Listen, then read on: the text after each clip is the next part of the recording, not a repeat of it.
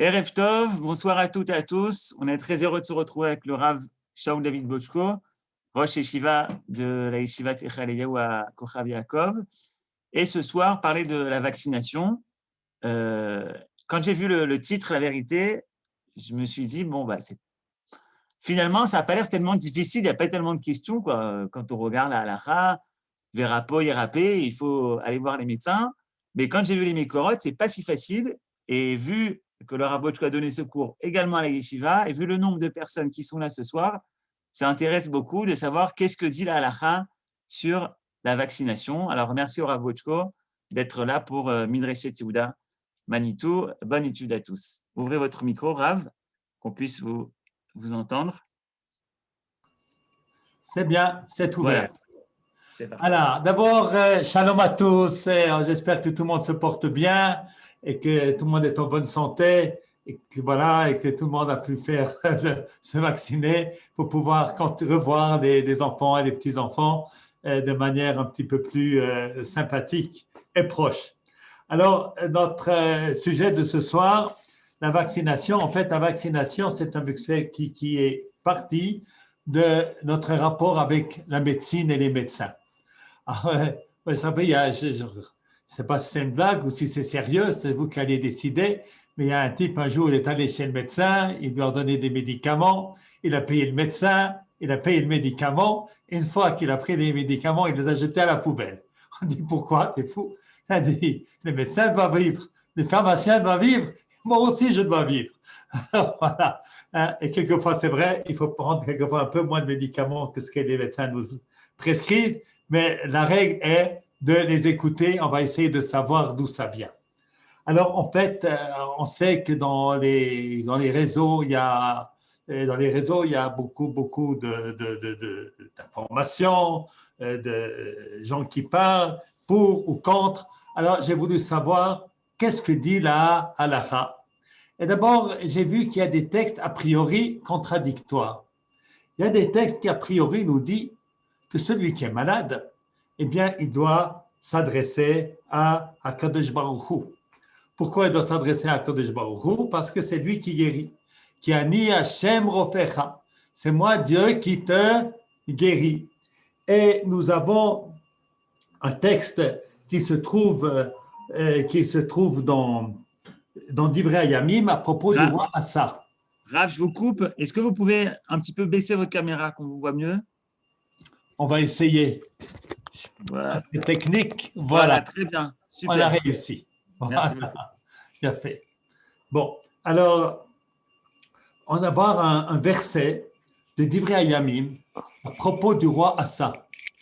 Le roi Assa est tombé malade. Et il est même très malade. Et le verset nous dit, pour condamner Assa, Vegam becholio lo darash et Hashem kim berofim. Et pendant sa maladie, il ne s'est pas adressé à Dieu, mais au médecin. Ah, il n'est pas bien celui-là. Il n'a pas fait ce qu'il faut faire. Au contraire du roi Hiskiyahu, qui lorsqu'il était malade, eh bien, s'est adressé à Hashem. Et comme on peut le lire dans Melachim Bet, chapitre 20, Bayamim Ahem, en ces temps-là, Chala Hiskiyahu Lamut. Hiskiyahu était très malade, une maladie mortelle. Et le prophète lui a dit, tu sais, tu ne vas pas t'en sortir. Alors, Vayasev et Panav el Akir. Il s'est tourné et puis vers Dieu, Vayitpalel el Hashem les mots. Et il a prié à Hashem et il a supplié à Hashem de lui donner encore un supplément de vie.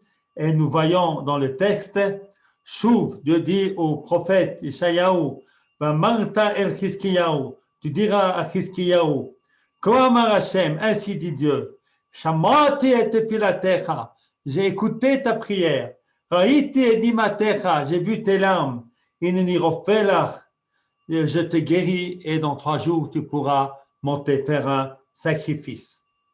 Et nous allons voir en plus de cela une Mishnah.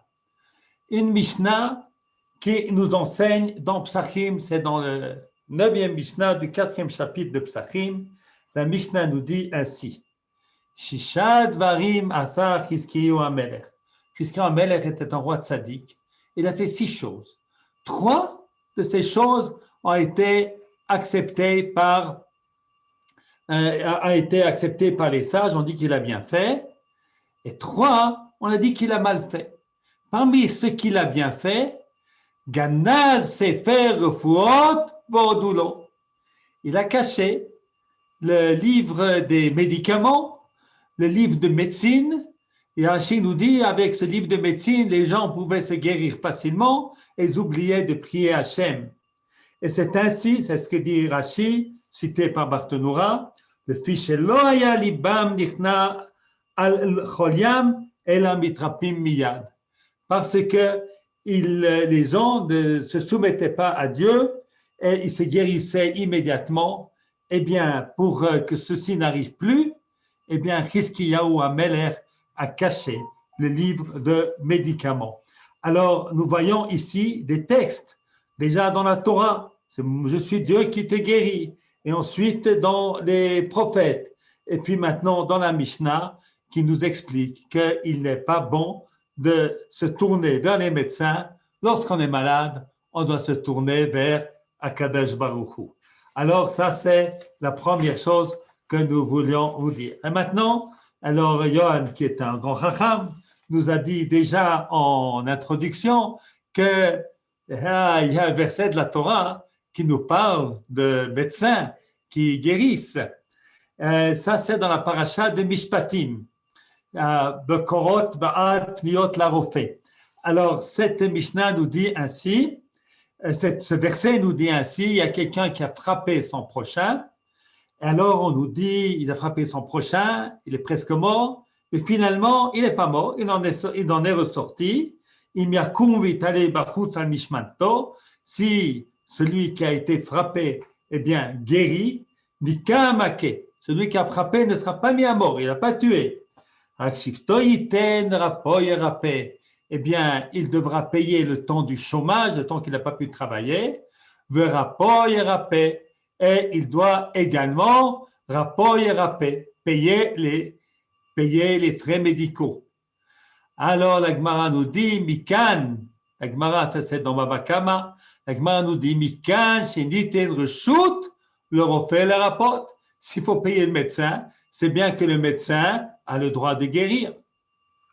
Et c'est ainsi que nous avons ici une source extrêmement importante de laquelle on apprend dans la Gemara, du verset de la Torah, que le médecin a le droit de guérir. Elle va aller encore un tout petit peu plus loin dans Mesechet Yoma, à propos de Yom Kippour, et quelqu'un qui est malade, eh bien, on a le droit de le soigner Shabbat. Alors, on nous parle de quelqu'un, Choshesh Bigrono, quelqu'un qui a mal à la gorge, vraisemblablement qu'il a une infection. Matini lo sam betorpiv, on lui met des médicaments dans sa bouche, Shabbat, parce que cette vie est en danger. Il y a un danger, peut-être lointain, mais un danger quand même. Et tout danger repousse le Shabbat. Comment? En faisant des médications. Donc, nous voyons que la médication n'est pas interdite dans la Torah, elle est sans aucun doute permise, non seulement permise, elle est plus que permise, puisqu'on va même profaner Shabbat pour lui. Alors maintenant que nous avons ces textes-là, qui se contradisent un petit peu, eh bien, on va rapporter un Ramban. Alors, le Ramban, eh bien, nous dit, dans son commentaire sur la Torah, le Ramban nous dit dans la parsha de Bechukotai que, voilà, Baklal nous dit, voici une règle, qui biyot Israël shlemim vehem rabim. Lorsque les enfants d'Israël, eh bien, se conduisent bien, lo yitnaeg inyanam beteva klal, eh bien, ils ne sont pas du tout soumis aux règles de la nature. Lo begufam, pas dans leur corps, velo barsam, pas dans leur pays. Vous roulez. Qui va Hashem, lachmam ou meimam, Dieu bénit leur pain et leur eau, yassir machala mikirbam. C'est Dieu qui ôte les maladies de parmi eux, achelo yistarchu le rofé, ou l'ishtamer bederech midarke arufot klal. Lo yidrushu barufim, Gam Nevi'im. Ils ne vont pas s'adresser aux médecins, mais aux prophètes. Alors, nous voyons ici le Ramban, eh bien, qui dit, comme un des grands, le Ramban, c'est Rabbi Moshe ben Nachman, c'est un des 4 grands piliers du judaïsme. Les 4 grands piliers du judaïsme, c'est Rashi, qui a commenté la Torah et la Gemara. La Gemara nous l'a rendu accessible, et la Torah, il l'a arrangé, il a fait la paix entre la Torah et les paroles de nos sages. Il a apporté le commentaire de nos sages sur la Torah. Nous avons bien entendu Rambam, le plus grand des décisionnaires de l'histoire, et puis qui a bien fixé les bases de la pensée juive, des principes, des axiomes, des principes fondamentaux du judaïsme. Et puis nous avons le Ramban, qui est le premier commentaire de la Torah, qui explique la Torah avec un nombre d'idées, qui met un système philosophique, un système de foi, d'émouna, dans son explication de la Torah. C'est aussi un grand kabbaliste. Le 4e étant le Shulchan Aruch, de qui nous avons la halakha. Alors, le Ramban, il a écrit des commentaires sur la Torah, et puis il a également écrit des livres de halakha. Et dans le livre de halakha, il va a priori contredire ce qu'il a écrit dans son commentaire de la Torah.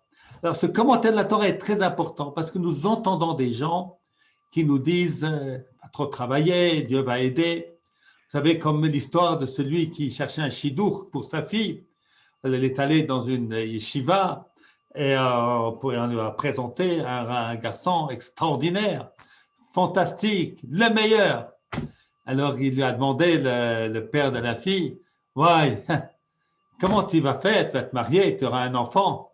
Ah, Bezrat Hashem, Dieu va aider. Et tu auras 2, 3, 4. Ah, Dieu va aider. 5, 6, 7, 8, Dieu va aider. » Le père revient à la maison, sa femme lui demande, nous, comment il est le khatan? Oh, extraordinaire. C'est la première fois qu'on me prend pour le bon Dieu. Alors, voilà. Alors, mais c'est cette idée qu'on ne doit pas trop agir, on doit se soumettre à Kodesh Baruch Hu et faire confiance, eh bien, est une idée qui est parfois répandue. Et cette idée, elle est fausse. Alors vient le même Ramban dans son livre de Halakha, où il explique le texte que nous avons vu tout à l'heure, Verapo et Rapé. Eh bien, on a donné l'autorisation au médecin de guérir. Alors, c'est marqué autorisation, c'est pas marqué obligation. Alors, dit le Ramban, c'est une erreur. Il s'agit effectivement d'une obligation. Mistabra, il est logique. Que ce qui est marqué dans la Torah, que le médecin a le droit de guérir, eh bien, c'est pas seulement une autorisation, c'est une mitzvah, c'est une obligation. Et bichlal pikuach nefesh, et ça fait partie des règles qu'il faut tout faire pour sauver la vie d'autrui. Comme il rapporte la Mishnah de Yoma, nous avons cité tout à l'heure. Alors il dit, Hoil mechalim Shabbat berefuot. Si on profane Shabbat avec des médications, eh bien, tu vois de là que la médication est une obligation. Alors il faut se poser la question, pourquoi dans la Gemara on a simplement dit reshut, que c'est une autorisation aux médecins de guérir. Alors, on peut l'expliquer. D'abord, le Ramban lui-même, il donne 2 explications. L'une, dit-il, c'est pour dire qu'il est en danger, le médecin, parce qu'il peut se tromper. Et les médecins, ils se trompent parfois. Et par conséquent, il se dit, oh, je ne vais pas guérir parce que je peux peut-être faire plus de mal que de bien. Ah, c'est pour ça que c'est marqué, dit-il, reshut, le refait, le rapporte. Non, le médecin, il a le droit de guérir. Il n'a pas besoin d'avoir peur de faire mal. Ça, c'est une explication. Une autre explication, c'est reshut le refait le rapporte, c'est-à-dire c'est pour exclure l'idée qu'on n'a pas le droit. On n'a pas le droit, non, non, non, c'est permis. Une fois que c'est permis, ça devient une obligation. Et puis, on peut encore expliquer une troisième manière. Dieu a donné reshut orofé le rapport, c'est-à-dire que Dieu a donné aux médecins la force de guérir. C'est-à-dire que tout comme il a donné à Kodesh Baruch Hu la force aux paysans qui va cultiver son champ de faire pousser du blé, et au boulanger qui va cuire son pain, pétrir la pâte et cuire son pain, de le faire, eh bien, il a mis dans les lois de la nature, dans les lois du monde, que l'homme, en faisant des recherches médicales, eh bien, puisse trouver les moyens de guérir son prochain. Alors, nous voyons ici que le Ramban lui-même, eh bien, il pense que c'est une obligation de tout faire pour guérir les personnes et qu'on a l'obligation de se soigner. Ce qu'il a écrit dans son commentaire de la Torah, c'est dans une situation idéale, qu'on est des êtres parfaits. Et lorsqu'on est des êtres parfaits, si quelqu'un est malade, c'est un décret de Dieu, c'est pas à cause de notre comportement. C'est-à-dire que la halakha nous dit, et ça c'est notre conclusion de toute cette première partie, c'est qu'on a l'obligation de se soigner. Et c'est comme on a dit, d'ailleurs le Shulchan Aruch, dans le chapitre 336, le dit, Nitnat Torah reshut l'orofé l'rafot ou mitzvahi. C'est une mitzvah. Au bichlal pikuach nefeshu. Ça fait partie de notre devoir de tout faire pour sauver la vie d'autrui. Et celui qui n'utilise pas la médecine a raison chauffeur d'amim. C'est comme s'il porte atteinte à sa vie. Si c'est le médecin, il porte à la vie d'autrui qui ne le soigne pas ou qui porte à sa propre vie s'il ne se soigne pas.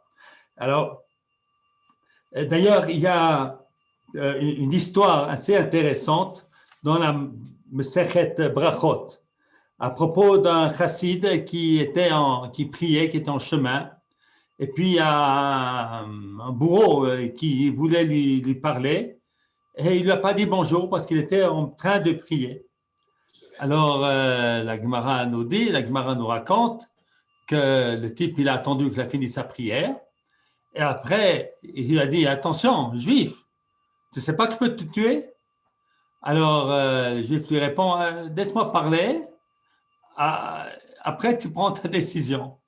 Alors, il lui explique, tu sais, je ne suis pas le roi des rois, on ne peut pas s'interrompre. Ah, il a accepté l'explication. Alors, le Torah Tmima, eh bien, il s'étonne. Alors, il dit, on n'a pas le droit de se mettre en danger. Alors, il dit, effectivement, il ne faut pas croire que ce qu'il a fait, c'était selon les règles de la loi, c'était Midat Chassidut, et vraisemblablement qu'il connaissait le bonhomme et qu'il savait qu'il pourra l'amadouer. Et autrement, ça aurait été quelque chose de tout à fait interdit. Alors, maintenant qu'on a vu tout ça, eh bien, on est tout prêt pour parler des vaccins. Les vaccins, c'est une médecine préventive qui a sauvé le monde depuis des grandes catastrophes et qui est en train de nous sauver nous aussi.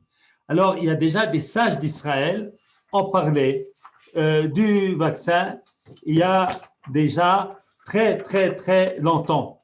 Hein? Alors, voilà. Il y a très, très longtemps. Alors, celui qui en a parlé, voilà, est-ce que j'ai ça ici? Alors, c'est le Tiferet Israël. Le Tiferet Israël est un commentateur de la Mishnah. Alors, sur une Mishnah de Yoma, il parle de Ababout Shchorot. Je crois qu'en français, c'est la malaria, je ne suis pas sûr. Ababout Shchorot, c'est la maladie qu'il est dit en hébreu, qui, dit-il, était une épidémie terrible qui tuait à peu près 30% des gens qui tombaient malades et qu'elle était extrêmement contagieuse. Alors, il y a un monsieur qui s'appelle, je crois, Zizir, qui a trouvé un moyen c'est-à-dire c'est le début du vaccin, un moyen de se prémunir de cette maladie. Il a vu que les gens qui s'occupaient de vaches ne tombaient pas malades. Parce que les vaches, elles avaient un peu cette maladie et donc ils s'infectaient et ils créaient des anticorps. Alors il a créé un vaccin. Alors, le vaccin, il n'était pas super efficace. Une personne sur 1000 qui prenait le médecin tombait mort, raide mort. Alors, la question qu'on lui a posée au Tiferet Israël, c'est de savoir si on a le droit de prendre ce vaccin, parce qu'on risque sa vie en se vaccinant. Alors, sa réponse est très intéressante. Alors, il se base sur un commentaire du Beit Yosef, sur la fin, voilà. Ça c'est le texte, voilà. Vous êtes formidable, vous trouvez tout. Alors, le teref, alors, Zrikas neged machmalot ababuot ashchorot. Je crois que c'est la malaria. Alors, il explique que nous avons une halakha qui est rapportée tout à la fin du Shulchan Aruch, Choshen Mishpat, où le Beit Yosef nous dit qu'on a l'obligation de se mettre en danger pour sauver autrui. Alors, de Chayav Adam, l'achnis et atzmo besafek sakana, kedei la'atzil et chavero. C'est ce qui est marqué dans le Beit Yosef. C'est basé sur un texte du Talmud de Jérusalem. Dans le Talmud de Jérusalem, on nous raconte que Rabbi Ami avait été pris par des voyous, par des goy. Et Rabbi Yochanan a dit, il n'y a aucune chance de s'en sortir. Il faut qu'on prépare son cercueil. Et puis Resh Lakish a dit, ma pitom, c'est à la fin de Yerushalmi Trumot. Resh Lakish a dit, mais non, pas du tout. Ah, moi je vais aller et je vais me battre. Ou je le libère, ou je risque ma vie. Et il est allé, il a réussi à sortir vivant Rabbi Ami. De là, le Beit Yosef apprend de cette Gemara qu'on a l'obligation de se mettre en danger pour sauver son prochain. Et c'est le pshat d'une Mishnah de traité de Sanhedrin qui dit d'où est-ce qu'on sait que quelqu'un qui voit son prochain qui se noie ou bien qu'il est poursuivi par des brigands, qu'il doit sauter dans l'eau pour le sauver ou s'attaquer aux brigands pour sauver, parce qu'il est marqué dans la Torah, tu ne seras pas insensible à ton prochain qui est en danger. Donc, nous avons l'obligation de prendre un risque pour sauver son prochain. Alors, s'il y a une obligation de prendre un risque pour sauver son prochain, eh bien, à plus forte raison que pour se sauver soi-même, eh bien, on doit prendre des risques. Et c'est ainsi que de cette Gemara, de cette décision de Rabbi Yosef Karo, on apprend qu'on a non seulement le droit, enfin il parle du droit, mais peut-être même l'obligation de tout faire pour éviter d'avoir un danger plus important que celui que je ferai maintenant pour éviter ce danger plus important que j'aurai après.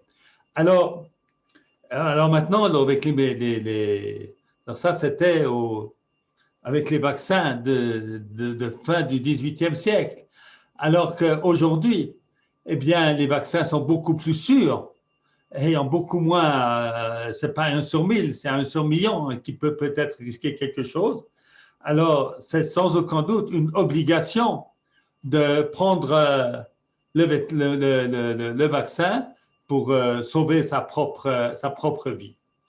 Maintenant, lorsqu'on parle aujourd'hui du corona, eh bien, nous avons encore une autre obligation que celle de sauver sa propre vie.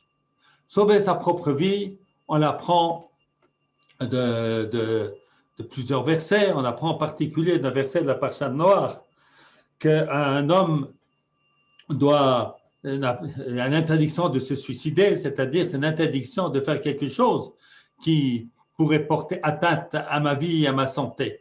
Nous avons l'obligation, encore un autre verset, nous on apprend qu'il faut faire très attention à sa santé.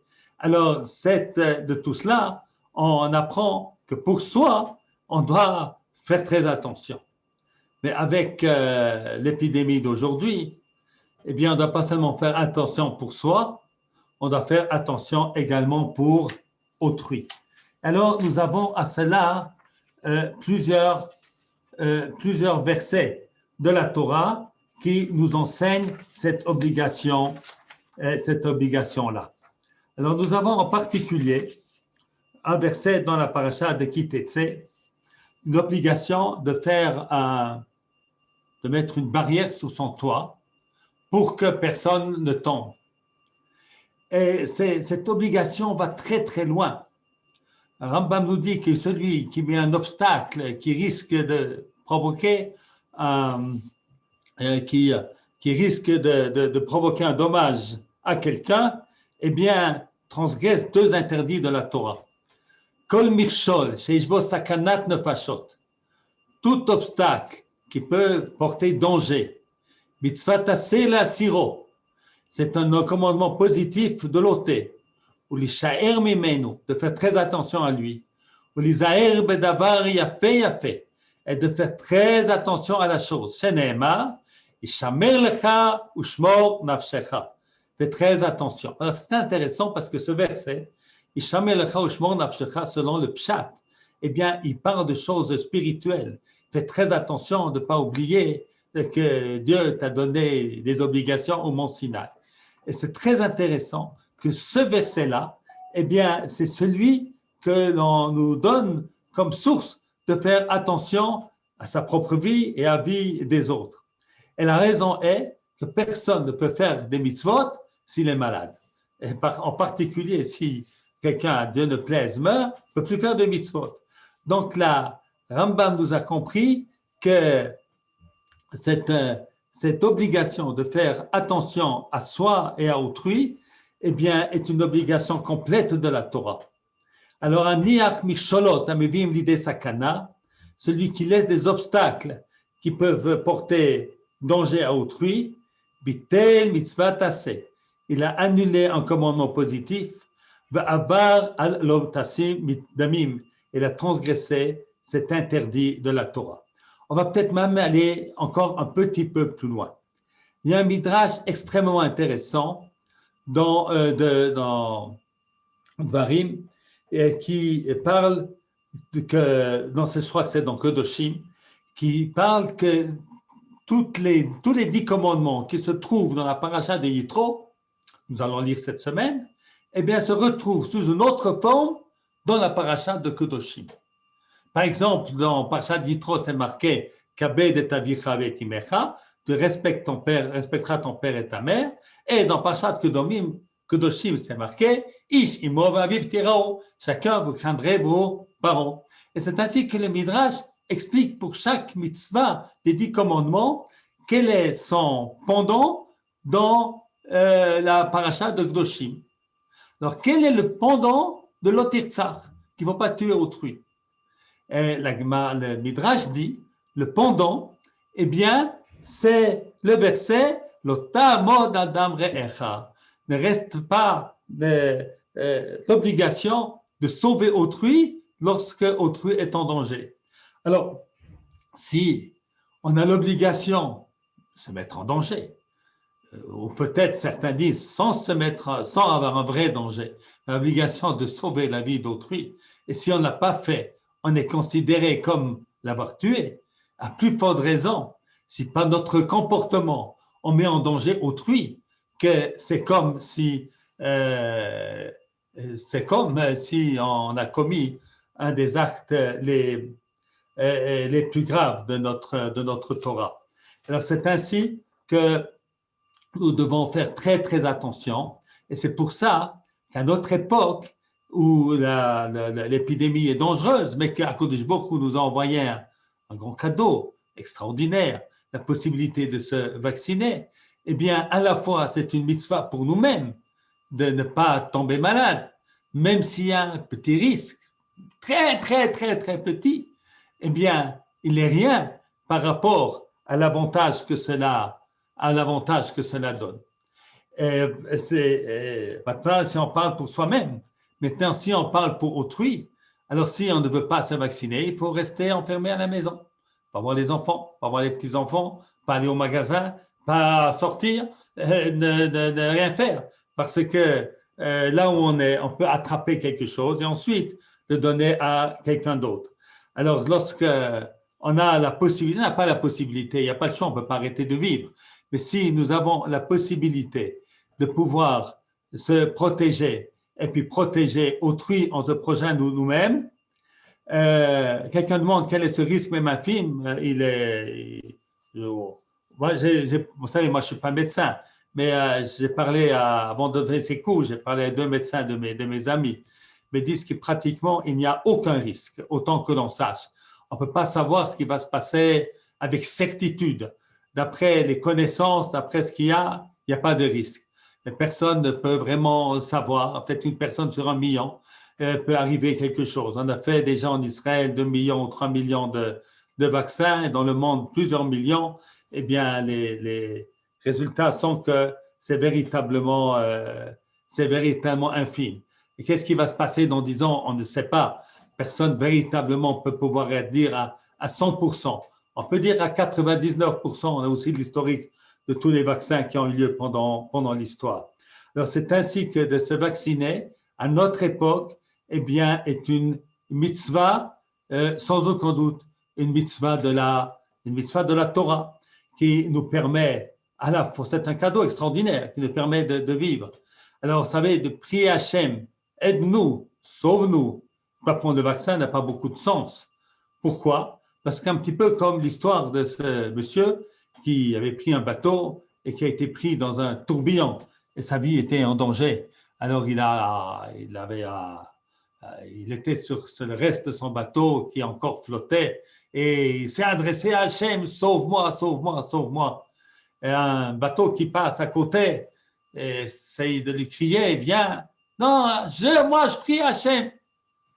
Et puis ensuite, les autorités ont envoyé un hélicoptère. Ils ont voulu le sortir. Ah, Dieu, aide-moi! Finalement, il est mort. Il arrive au ciel. Il m'a dit, moi, j'ai tellement confiance en toi, Kodesh Baruch Hu. Eh bien, pourquoi tu ne m'as pas sauvé? Dieu lui dit, mais c'est qui t'a envoyé le bateau pour te sauver? C'est qui t'a envoyé l'hélicoptère pour te sauver? Allez, de prier Hachem, de nous sauver de cette maguefa, de cette épidémie, sans faire ce que l'on peut faire avec ce que la médecine nous propose, est un péché. On va poser la question, et qui nous dit qu'on peut faire confiance aux médecins? Alors, c'est une très bonne question. Et la réponse est que personne ne peut être sûr à 100%. Mais c'est comme ça que la Torah et la Halakha nous a dit d'agir. C'est ainsi que dans les lois de Kippour, eh bien, on donne l'obligation à l'homme d'écouter le médecin. Si la personne malade dit, moi, je ne veux pas prendre de médicaments, moi, je pense que ce n'est pas bien pour moi. Et les médecins, le premier, le deuxième, le troisième, disent, non, tu es obligé de prendre ce médicament pour te sauver. Eh bien, la halakha nous dit que même Shabbat, même Kippour, eh bien, on va profaner Kippour et Shabbat, prendre ce médicament. Ah, peut-être que le médecin se trompe. Eh bien, on a devant nous que les connaissances que nous avons. Évidemment, moi, surtout, je n'ai pas étudié la médecine, mais je ne peux pas donner de certitude de ma propre connaissance. Mais ce que je peux dire, c'est ce que la halakha nous dit. La halakha, déjà, il y a 2000 ans, alors que la médecine était beaucoup, beaucoup moins développée qu'aujourd'hui. Il y avait beaucoup, beaucoup, beaucoup moins de contrôle qu'aujourd'hui. Alors, tout le monde sait, tout le monde connaît les histoires de tels médicaments qu'après tant d'années, voilà, parce que j'étais jeune, je prenais l'antibioforme, je ne sais plus comment ça s'appelle aujourd'hui, et puis ensuite, à la sortie du marché, il paraît qu'il était dangereux. C'est d'autres médicaments. C'est vrai que ce n'est pas une science exacte, mais ça, c'est le reshoot. On revient à cette belle Gemara. C'est Dieu a donné l'autorisation aux médecins de guérir avec les connaissances que nous avons. Et puis, il faut prier Hachem, bien entendu, pour que le médecin ne se trompe pas, que la médecine ne se trompe pas, que l'on fasse les bons choix. D'ailleurs, il y a dans la Gemara de Brachot un petit passage, et peut-être avec ça on va terminer, un petit Gemara de Brachot qui nous rapporte que quelqu'un, avant de prendre un médicament, doit faire une prière. Quelle est cette prière? Yehi Ratson she'esek li lirufua. Eh bien, que ça soit ta volonté Hachem, que ce médicament m'apporte la guérison. Et puis le texte continue, bien qu'on ne devrait pas prendre des médicaments, mais c'est la coutume de prendre des médicaments. Alors j'en ai vu certains qui disent, qui apportent cette Gemara, tu vois, c'est pas marqué que c'est obligé, c'est marqué que c'est la coutume. Mais seulement, les gens, ils lisent pas la suite de la Gemara. Omar Abaye, la Gemara continue. Abaye dit, le lemachi, ne pas dire la fin de la phrase, dire que le début. Hachem fasse que cette médication soit pour moi quelque chose qui va me guérir. Le lemachi, ne pas dire la fin. Pourquoi? Parce que nous avons vu dans la texte, dans la Gemara de Baba Kama, que de rapport et rappel, on apprend que Dieu a donné au médecin l'autorisation de guérir, même s'il va peut-être se tromper. Et finalement, si nous vivons plus longtemps que dans le passé, eh bien, c'est grâce à la médecine, c'est grâce au vaccin, c'est grâce à, etc.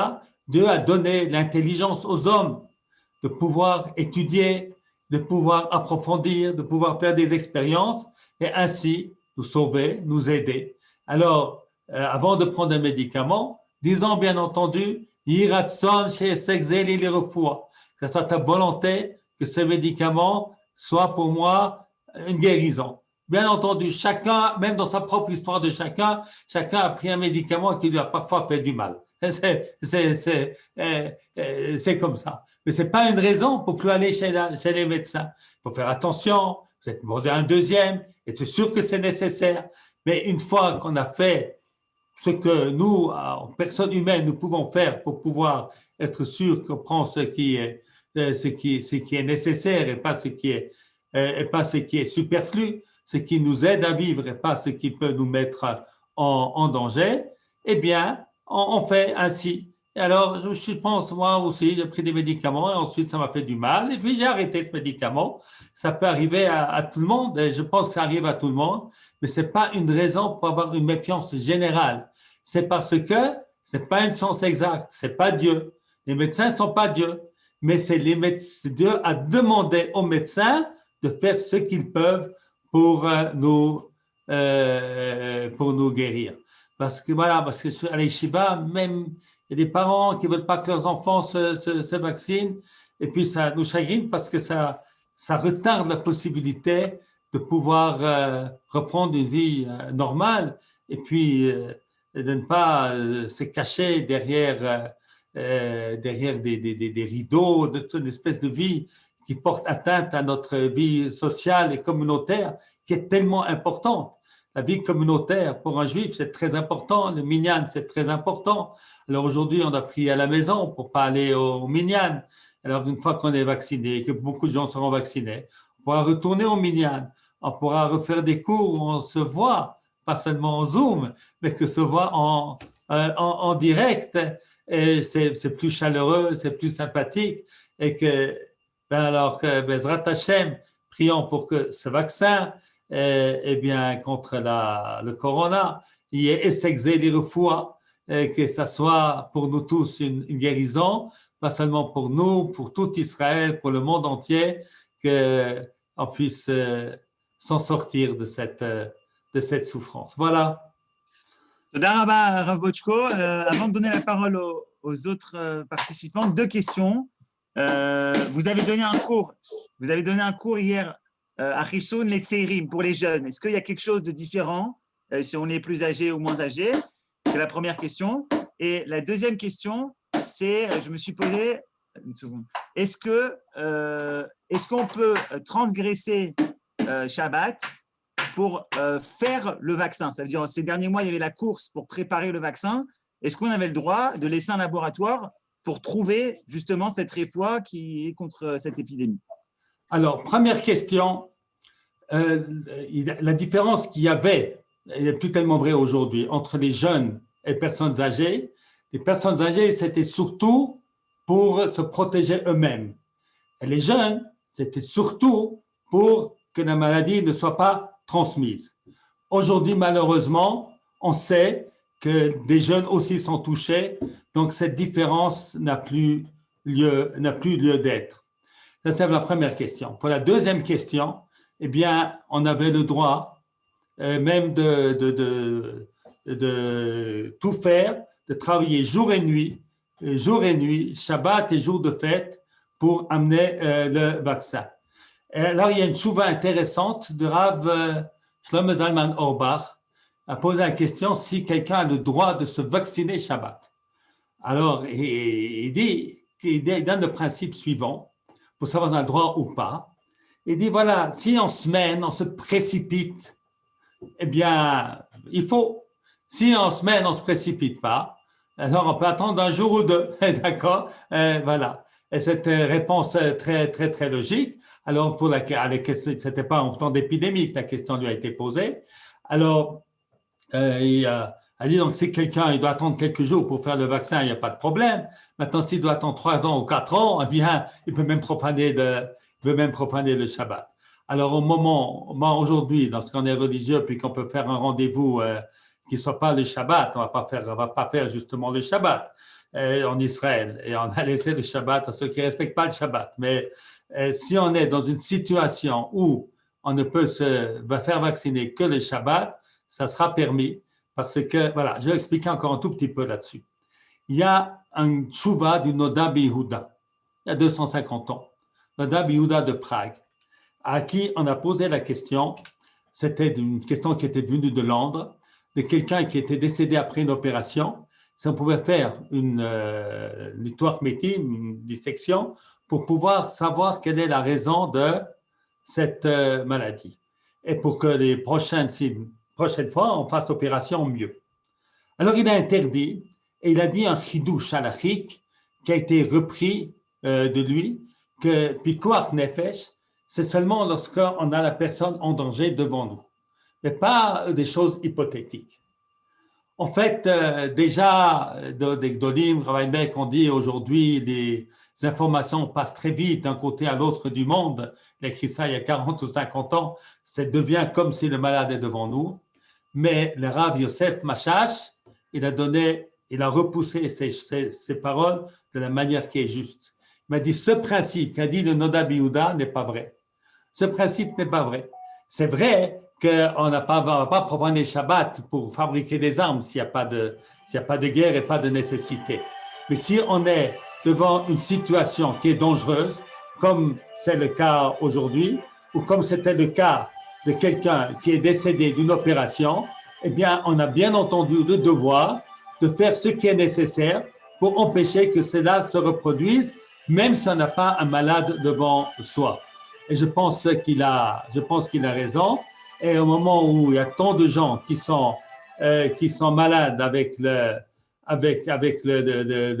Covid, eh bien, c'est sans aucun doute que de tout faire pour vacciner le maximum de personnes le plus rapidement possible, c'est sans aucun doute permis.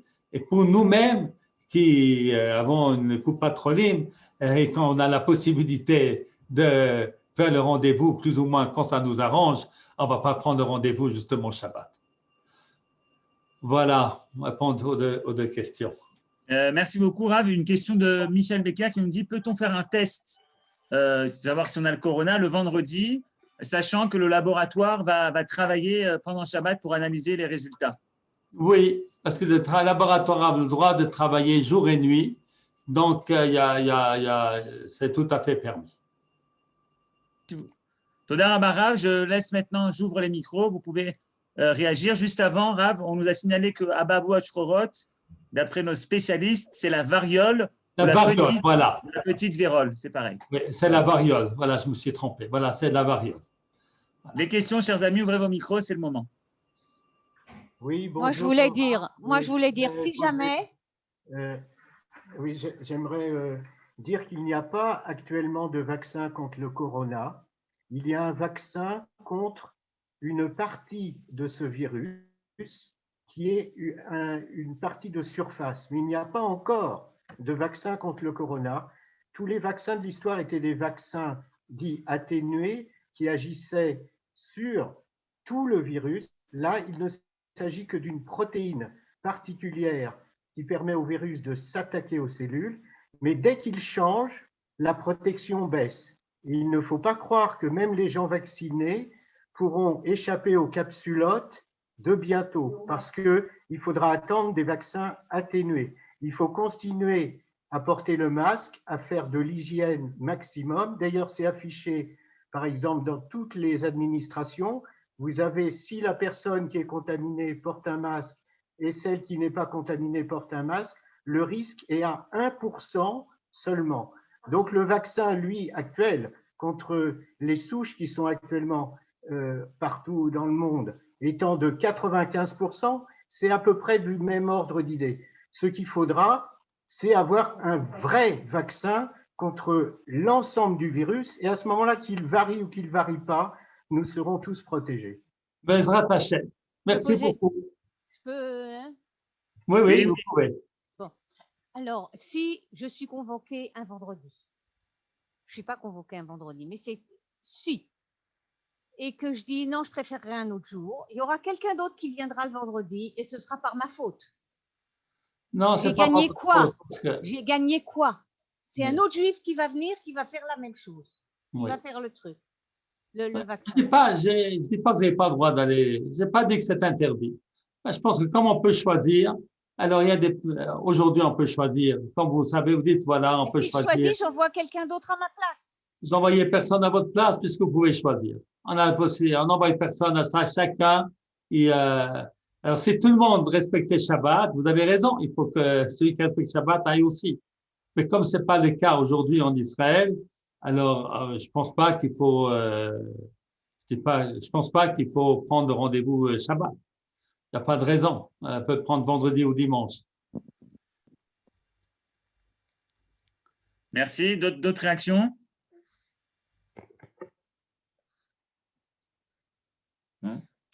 Voilà. Toda Rabba. Merci beaucoup. Portez-vous bien. Peut-être une histoire à propos de Pasteur. Lorsque Pasteur a découvert son vaccin, contre la rage, il s'est inspiré d'une objection faite par un ami juif en lui disant, tu sais, on prélevait, selon la Gemara, des restes de foie et on les donnait aux malades. C'est une Mishnah dans Yoma. La Gemara, là-bas, c'est une discussion si c'est une bonne médication ou non. C'est vrai, il y a une espèce de… Voilà. Oui. Il a découvert son vaccin un peu comme ça. Un peu comme ça. Bien fait. Merci beaucoup. Merci beaucoup pour le cours. J'aurais aimé que beaucoup de personnes qui empêchent certaines autres de faire le